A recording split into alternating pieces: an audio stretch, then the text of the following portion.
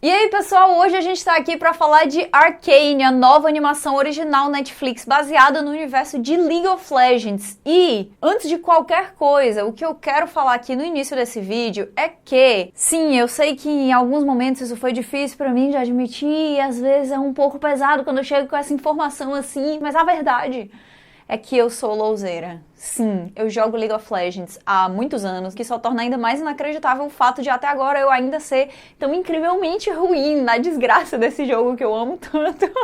Mas o motivo pelo qual eu tô falando isso é que eu quero explicar um pouco pra vocês o porquê de eu ter reagido de maneira às vezes tão emotiva em relação a algumas coisas aqui em Arcane. Então, deixa eu explicar como que começou tudo isso de League of Legends na minha vida. Eu nunca fui uma pessoa muito de jogos competitivos, sabe? Sempre foi uma coisa muito estressante pra mim, porque ao mesmo tempo que eu sou muito agoniada com a minha própria incompetência, que normalmente é bem grande, eu também fico muito tensa de ter que competir com alguém, tipo, com uma pessoa real, né? Não com uma inteligência artificial. Então, realmente, League of Legends não é a minha vibe, ou pelo menos não deveria ser a minha vibe. E há muito tempo atrás, quando esses meus amigos começaram a jogar LoL e comentaram sobre isso, eu não tinha a menor vontade de jogar o jogo, porque a impressão que eu tinha era que era algo meio genérico. Porque hoje existem mais de 150 campeões, né, aí em League of Legends, personagens diferentes pra você jogar. Mas nessa época que começou, tinha muito pouquinho e eu achava que o design deles era algo que simplesmente não me impressionava. Eu não gostava do tipo de câmera do jogo, eu não gostava do esquema de cores do jogo, era algo que realmente parecia expulsivo pra mim. Mas tudo isso mudou há alguns anos quando a Riot Games lançou um vídeo curtinho, uma animação chamada Get Jinxed. Essa animação acabou em todos os cantos da internet, todo mundo falava sobre isso e eu não tinha tanto contato assim com o trabalho da Riot Games, então eu não conhecia o quão extremamente caprichosos eles conseguem ser com as coisas que eles fazem. E foi exatamente por conta desse vídeo cinemático de apresentação da Jinx que eu comecei a jogar League of Legends. Desde então, o que eu percebi é que a Riot realmente se esforça muito pra fazer das coisas que todos os outros tentam e muitas vezes conseguem fazer também, algo que eles não só tentam, mas eles prosperam e eles transformam em um espetáculo. Então depois que eu comecei a entrar mais nesse universo e comecei a acompanhar o cenário competitivo, comecei a assistir o Mundial todo ano, eu comecei a notar como existiam vários campeonatos mundiais de vários jogos ao redor do mundo, mas ninguém conseguia fazer um espetáculo como a Riot, ninguém conseguia entregar aquilo ali que era impressionante até pra quem não tava dentro do universo de LoL, até pra quem não tava nem aí pra isso, sabe? E a minha sensação como jogadora, a cada vez que aparecia algo desse tipo, né, cada vez que eu assistia uma nova animação deles, a animação que eu digo são esses vídeos curtinhos que eles colocavam mostrando alguns dos campeões dos jogos no canal oficial deles, cada vez que era lançado um novo campeão com um design mais diferente, com uma coisa bem interessante,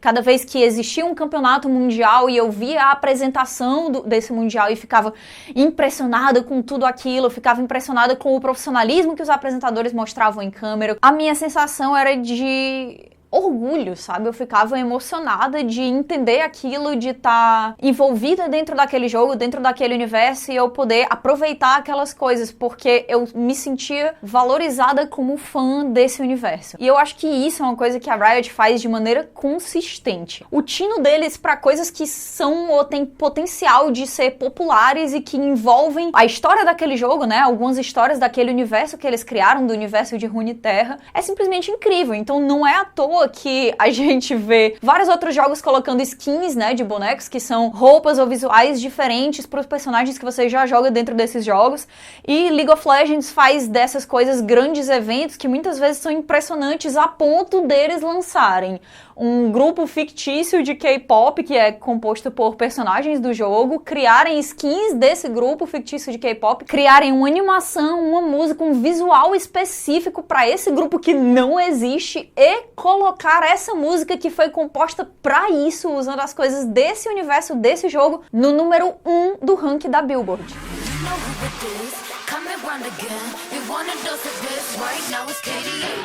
Essa não foi a primeira vez que a Riot se envolveu com algo aí relacionado à música, definitivamente não seria a última, inclusive tem a música temática do campeonato mundial todos os anos e todos os anos é incrível, e o clipe dessa música mostrando animações dos jogadores que a gente já conhece como verdadeiras lendas desse esporte eletrônico, estão lá dentro dessas animações normalmente, e cria-se todo um universo mesmo de personagens reais e personagens fictícios resquícios disso que para a maioria das pessoas começou como um hobby. E tudo isso aconteceu durante tantos anos em que eu joguei LOL, parei de jogar LOL, disse que nunca mais ia voltar, passei muita raiva, voltei a jogar LOL, aí lançava um novo cinemático, eu voltava pra lá, um amigo meu começava a jogar, eu ia de novo, lançava um skin que eu queria da Leona, eu ia lá e entrava de novo. Mas a verdade é que eu sempre fui, estranhamente, muito feliz jogando League of Legends. E há 6 anos atrás, 2 anos depois desse vídeo de lançamento da Jinx ter sido divulgado, que me levou pro jogo, que eu tenho certeza que levou um monte de gente pro jogo,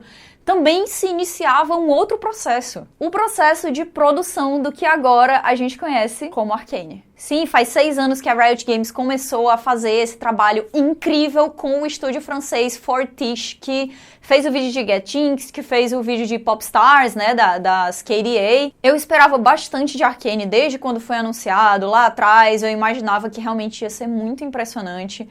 Teve muita gente que comentava, mas é adaptação de videogame, mas já teve outras animações também, de outras séries de jogos, já teve filme, tipo assim, nunca dá muito certo.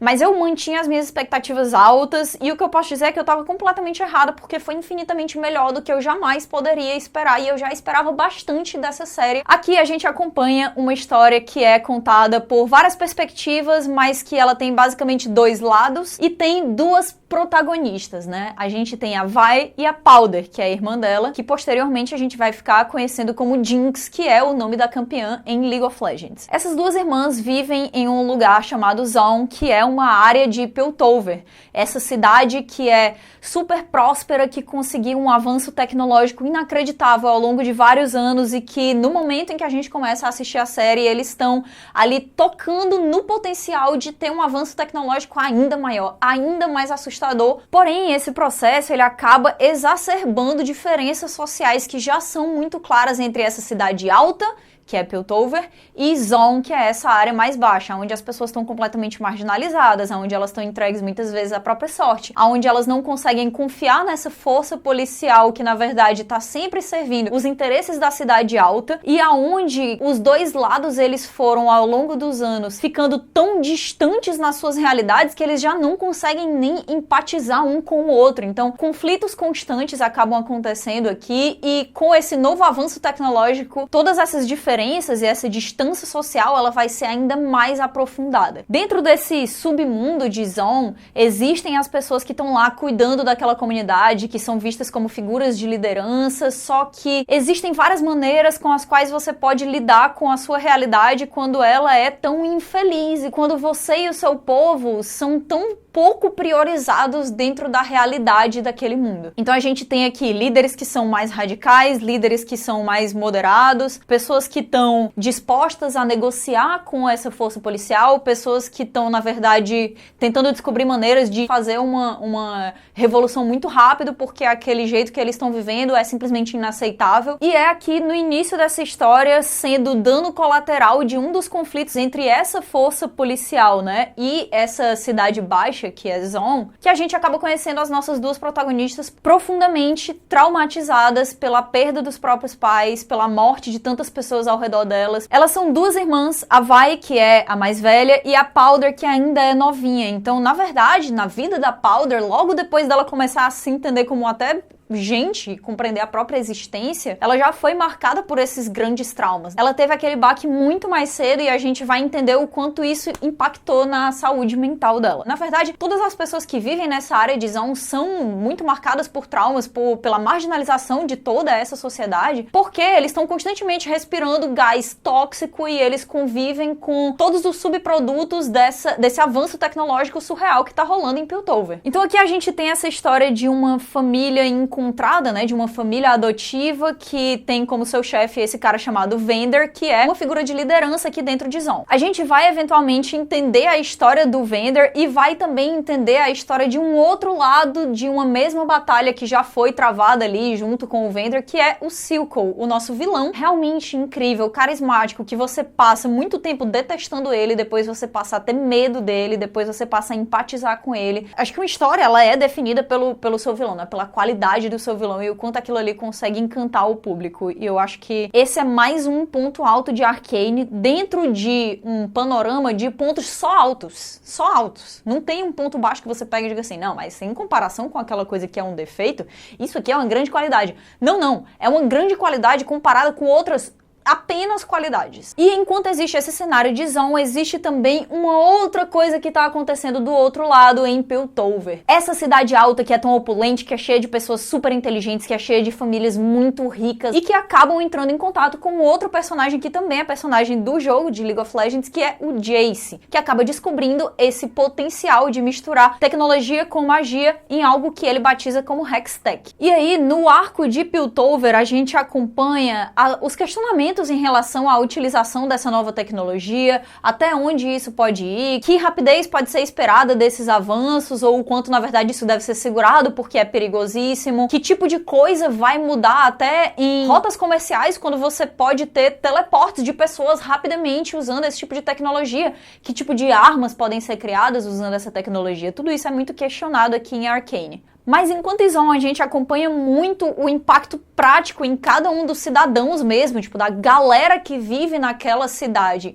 de todos esses acontecimentos e desse abandono por parte da força política em relação a toda aquela galera, aqui em Piltover a gente acompanha muito mais as ramificações da aristocracia ali em relação a cada uma das decisões que são tomadas. E a gente acompanha um conflito constante em pequena escala que vai acabar virando algo muitas vezes em grande escala entre os cidadãos de Piltover e o de Zaun, enquanto os cidadãos de Piltover acham que em Zaun só existe o lixo da humanidade, que eles não devem ser levados em consideração, e em Zaun só existem pessoas que olham pra cidade alta e pensam, cara, que desgraça, essa galera tá ficando cada vez mais rica e eles estão deixando a gente cada vez mais abandonado à nossa própria sorte aqui, aonde tá dando tudo errado, então eles são profundamente egoístas, e essas coisas que eles acabam descobrindo, que vão trazer grandes avanços tecnológicos, elas nunca vão chegar aqui, porque a gente não tem chance de usar essas coisas, a gente não tem chance de fazer dessas descobertas coisas também nossas. E em vários momentos da série é apontado o quanto existem pessoas geniais em Zaun, o quanto existe um potencial ignorado, pouquíssimo aproveitado e que poderia ser absolutamente brilhante. Então a gente acompanha isso no personagem da própria Powder, que muitas vezes é mostrado como alguém extremamente criativo, assim, realmente genial, que é capaz de fazer engenharia reversa em muitas coisas, mas que também cria as próprias coisas com personalidade e com uma assinatura própria que é profundamente caótica, mas que calhou dela estar naquele lugar onde tá dando absolutamente tudo errado na vida dela desde que ela se dá por gente. E aí, do outro lado, tem esse cara, que é o Jayce, que descobriu isso e que tá estudando essa tecnologia junto com o parceiro dele, que é o Victor, e que tá sendo aplaudido por todo mundo, tá sendo visto como herói nacional, tá sendo colocado em todos os cartazes. A gente tem também um outro paralelo, né? Dois lados completamente diferentes entre uma personagem chamada Caitlyn e o Victor, que é esse parceiro de laboratório do Jayce, porque o Victor é uma pessoa que veio da Cidade Baixa, que é genial, acabou ascendendo aí ao posto de pesquisador, entrou na universidade e se mostra um acadêmico valiosíssimo em Piltover, e a Caitlyn, que nasceu como aristocrata, que é filha de membros do conselho, mas que acaba se envolvendo nessa trama política porque ela tem uma empatia muito grande pelas pessoas que estão sendo injustiçadas, mas que ela nem conhece o outro lado direito, ela vem de um berço de ouro. Então, enquanto a gente vê a Caitlyn entrando na Cidade Baixa e descobrindo quais são as particularidades daquele canto que ela passou toda a vida dela entendendo como algo necessariamente inferior, cheio de pessoas que são a escória da humanidade, e ela vai descobrindo beleza, ela vai descobrindo conexão, ela vai descobrindo esperança e ela vai descobrindo potencial mesmo naquele lugar. A gente tem o Victor, né, que acabou ascendendo e tá descobrindo outro potencial dessa tecnologia, mas que a gente vê ambos meio partidos nessas duas realidades, né? Enquanto o Victor entra em contato com as pessoas da Cidade Baixa e muitas vezes não é compreendido pelos amigos dele da Cidade Alta porque eles não enxergam essas outras pessoas como iguais, a própria Caitlyn também tem dificuldade de trazer essas pessoas da Cidade Baixa pra Piltover e dizer assim, gente, vocês estão loucos, olha isso aqui, olha essa corrupção que a gente tá deixando correr aí por tantos anos, que a gente tá virando as costas, fingindo que não tá acontecendo, aceitando explicações que não fazem o menor sentido só pra gente continuar com o que a gente tava fazendo antes, né, seguir aí a nossa vidinha na inércia. Por favor, presta prestem atenção. Por que tá todo mundo calado? Por que ninguém tá questionando isso? Olha essas pessoas, elas podem provar isso. Enquanto isso, a gente tem o paralelo da Vi com o Vander, que é essa pessoa que cuidou dela desde que ela é criança, junto com a irmã dela, que tem uma relação de respeito muito grande com ela, né? Uma coisa paternal, mas ao mesmo tempo uma coisa muito de companheiro, e que ela acaba também se tornando alguém que é uma figura de liderança dentro do grupo de crianças daquele lugar. Todo mundo respeita ela, todo mundo acredita que o que ela tá decidindo é a coisa certa a fazer, a galera quer seguir ela, então ela é esse paralelo do que um dia foi o pai dela. Não à toa, o pai dela era alguém que negociava com a força policial de Piltover para tentar manter a paz ali no que era que estava acontecendo, e a gente tem como a maior dupla da Vi aqui nessa série a Caitlyn, que faz parte da força policial de Piltover e que acaba encontrando com a Vi ali na prisão em um momento em que a Caitlyn literalmente cruza uma linha. E temos aqui o maior casal dessa série, assim, uma dupla icônica desde o início. Todo mundo sabia que a Caitlyn e a Vi eram perfeitas juntas, mas com certeza foi um surto na internet. A galera tá falando em cupcake o tempo inteiro, a galera tá revendo, a galera que eu digo sou eu, tá?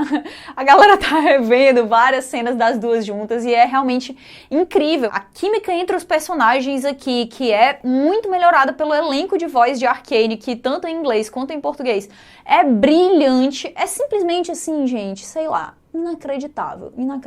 Top 10 melhores casais da cultura pop atualmente. Caitlyn Vi. E eu falei desses, mas a verdade é que existem vários outros paralelos aqui. Se você for traçando as conexões entre os dois lados, você vai descobrindo essas linhas e compreendendo como o roteiro dessa série é, assim, primoroso. Fora os outros personagens que eu não comentei aqui, que tem o Dr. Heimerdinger, que eu detestava no LoL e agora eu simplesmente sou apaixonada por ele porque ele é muito fofinho, mas que ele mostra pra gente um lado muito diferente, porque ele é alguém que tá em uma posição de liderança dentro dessa cidade de Piltover, mas ele é de uma raça imortal, ele é um Yordle. Então, ele enxerga a passagem de tempo de um jeito muito diferente dos humanos. Ele acha que existe tempo pra tudo, porque pra ele não existe urgência, porque não passa o tempo, porque ele não morre de causas naturais. Então, ele nessa posição de liderança é alguém tão profundamente despreparado para entender a experiência humana dentro daquele cenário, que é chocante pra gente, como que ao mesmo tempo tem essa criaturinha maravilhosa, realmente muito inteligente, incrível, mas que não tem condição de entender como que funciona aquilo ali na realidade. E nesse mesmo conselho a gente tem pessoas que estão completamente desconectadas da realidade da Cidade Baixa, gente que só tá ligando para as festas ali que estão rolando, pessoal que só pensa em si, nos próprios gostos, que estão ok em aceitar pequenas ilegalidades ali, contanto que a vida deles seja cada vez melhor, né? Pessoas profundamente egoístas, como normalmente a gente vê figuras que acabam sendo atraídas aí por esse poder. E o Jace, que é alguém que nunca foi preparado para isso, que não faz a menor ideia do que tá acontecendo ali e que é constantemente manipulado. Principalmente pela Mel, que é outra personagem extremamente interessante aqui, essa mulher que tá o tempo inteiro procurando uma maneira de se destacar no meio daquela galera, de conseguir fazer a própria marca dentro de Piltover, mas ao mesmo tempo a gente vê que ela já fez a marca dela dentro de Piltover e pra ela isso não é suficiente, e a gente acha que ela é perfeita em tudo, mas ao mesmo tempo extremamente manipuladora, a gente fica com raiva da personagem, mas depois a gente descobre um pouco mais sobre a vida dela, e no terceiro ato é envolvido um outro personagem que acaba negando absolutamente tudo que a gente tinha visto dela até ali, e a gente encontra a Mel em uma situação de fragilidade que a gente nunca imaginava que ela entraria. Além disso, tem o Echo, né, o nosso chefinho, que foi a coisa mais fofa que apareceu no primeiro ato, e um personagem que é profundamente encantador e inspirador e que traz algumas das falas mais marcantes aí do terceiro ato e que eu tô genuinamente curiosa pra ver o que é que vai acontecer pela frente na história dele. Um dos protagonistas da melhor cena de batalha dessa série aqui, que tem cenas de batalha inacreditáveis. É incrível como que em 9 episódios esse roteiro consegue desenvolver tão bem tantos personagens, que deixa a gente curioso pro que tá acontecendo e que consegue desenvolver esse universo primeiro com esse foco nessa nação que tá sendo dividida por essas desigualdades e essa família que foi separada também por essas desigualdades e pela busca de reconexão com aquilo que um dia foi, mas ao mesmo tempo pela realização do que nunca mais vai ser, porque uma vez que o tempo passa e as coisas mudam, você pode até correr atrás e você pode conseguir encontrar uma nova maneira de fazer as coisas funcionarem, mas voltar ao que era antes é impossível. Eles usaram um modelo de lançamento aqui que é semanal, mas que foi de 3 em 3 episódios, né? Tivemos 3 atos de Arcane, cada um deles com 3 episódios. No primeiro ato, as pessoas assistiram e ficaram. Ok, tá. Beleza, essa animação é perfeita. Ok, esse estilo visual é simplesmente chocante. A última vez que eu vi uma coisa assim foi num longa-metragem, tipo Homem-Aranha no Aranhaverso, que acabou levando o Oscar. Mas tudo bem, não, tá. Pode ser que o roteiro não seja tão bom assim. Não, tá, tudo bem. O roteiro realmente é maravilhoso. Olha, os personagens realmente... Incrivelmente, eu gosto muito de todos eles, ou me importo com o arco de cada um deles. Olha, que incrível, tá? Não, mas essa série é pra criança. Opa, caraca, violência, possível abuso, na verdade, assim, crianças morrendo, sangue por todo lado, abuso de substâncias, o que está acontecendo aqui? Não, mas calma, isso aqui foi só o primeiro ato. Começar é muito fácil. Eu quero ver aí como é que vai ficar o meio, porque normalmente o meio é o que não é tão relevante assim na série. E aí saiu o ato 2 e a galera ficou, não. Continua perfeito, olha só. Não, com certeza eles vão estragar tudo no final, porque é impossível que uma série continue com nota acima de 9 no IMDb, que consiga uma nota de 100% da crítica no Rotten Tomatoes, que consiga 98% de aprovação do público no Rotten Tomatoes, que, só deixando claro, tá? Não quer dizer que uma coisa seja necessariamente boa ou ruim pelas notas do IMDb e do Rotten Tomatoes, mas definitivamente, nesse caso em que elas são extremamente positivas, é algo tão raro que você tem que prestar atenção. E aí a galera ficou, tá, vai mudar, vou estragar tudo. Daí chegou o terceiro ato e o terceiro ato foi perfeito. Cara, eu tenho pena de quem diminui Arcane porque é uma animação. Eu tenho pena de quem diminui Arcane porque é algo baseado em uma propriedade intelectual aí, que é um videogame. Eu realmente, assim, eu tenho pena. Eu tenho pena de quem não vai aproveitar esse material, porque é muito raro a gente ser exposto a algo de uma qualidade tão alta. Eu não gosto de dar nota às coisas, mas mesmo nesse canal aqui, eu nunca dando nota pra absolutamente nada. Em um sistema de nota que não existe, eu quero dizer que Arcane é uma série nota 10, é uma série 13/10.